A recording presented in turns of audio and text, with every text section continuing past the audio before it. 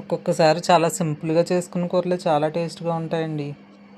బెండకాయతో fry gravy curry కాకుండా ఒక్కసారి ఇలా ట్రై చేయండి, చాలా బాగుంటుంది. ఇది చాలామందికి తెలిసే ఉంటుంది. బెండకాయలను ఇలా పెద్ద ముక్కలే కోసుకోవాలి. చిన్న నిమ్మకాయ అంత చింతపండు తీసుకుని పులుసులా చేసుకుని బెండకాయ ముక్కల్లో వేసుకోవాలి. ఒకసారి కలిపేసుకుని మూత పెట్టుకుందాం.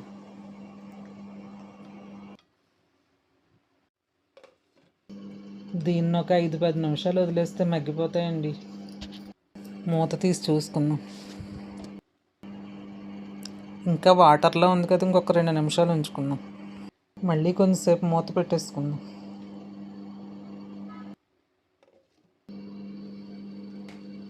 అయిపోయిందండి. చూసారా, వాటర్ ఏమీ లేదు.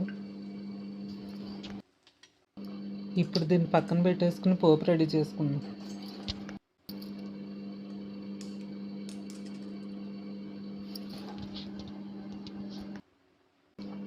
దీనికి ఆయిల్ చాలా అంటే చాలా తక్కువ పడుతుందండి. చూసారుగా, కొంచెమే వేసాను నేను. ఇది వేడెక్కగా పోపు దినుసులు వేసుకుందాం. పోపు కోసం ఆవాలు, జీలకర్ర, శనగపప్పు, మినపప్పు, అలాగే ఎండుమిరపకాయ ముక్కలు వేసుకుందాం. ఈ పోపుని బాగా వేయించుకుందాం.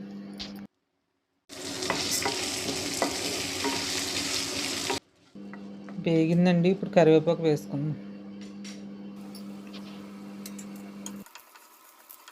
ఇప్పుడు పెట్టుకున్న బెండకాయ ముక్కలను వేసుకుందాం.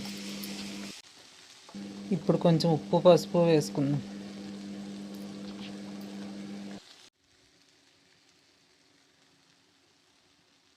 మళ్ళీ ఒక్కసారి కలిపేసుకుని మళ్ళీ మూత పెట్టుకుందాం. ఎందుకంటే ఉప్పు కారాలన్నీ పట్టాలి దానికి.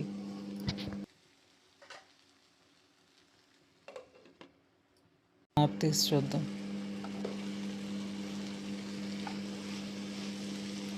అయిపోయిందండి బెండకాయ పులుసు కూర.